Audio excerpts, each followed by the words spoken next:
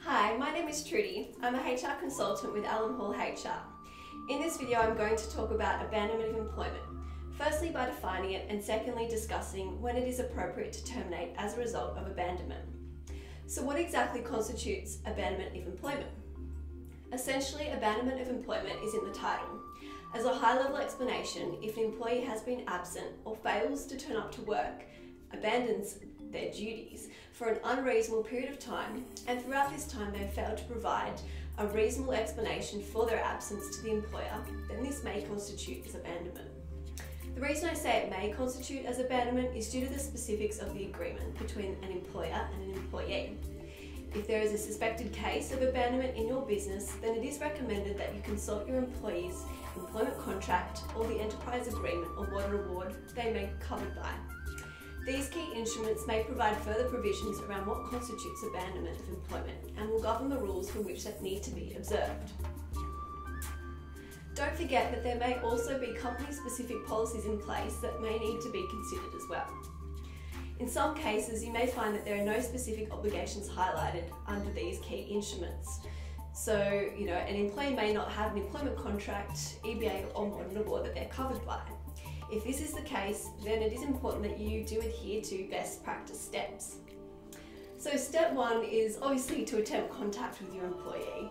This may be done by various different communication methods, such as phone call, email, text message, or even communication via another work colleague if it is appropriate. In failing to make direct contact with your employee, then the next step would be to consult their emergency contacts. Usually at this point you will be offered more information and be able to ascertain if there was a genuine and unavoidable absence or not. If, however, you are still unable to contact your employee after multiple attempts, whether they be direct or indirect, and your employee has now been absent for more than 3 days or more than 3 consecutive scheduled shifts, then the next step would be to share a written letter by registered mail. Registered mail is a recommended method for ensuring that your communication has been sent and has been received. Now, it is important that your letter does include some key information.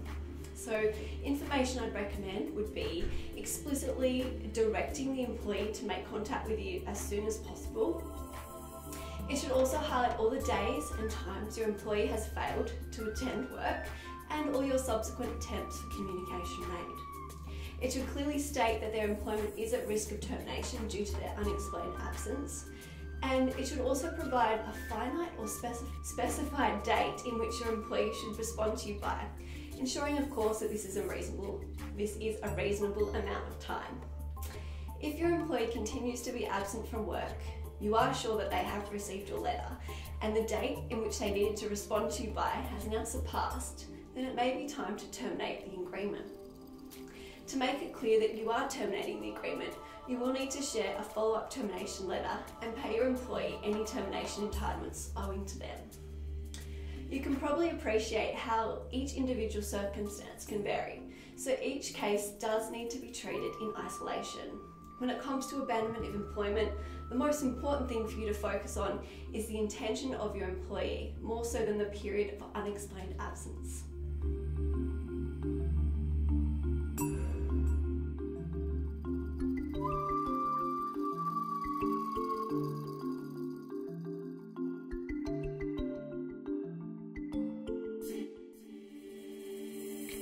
Ciao.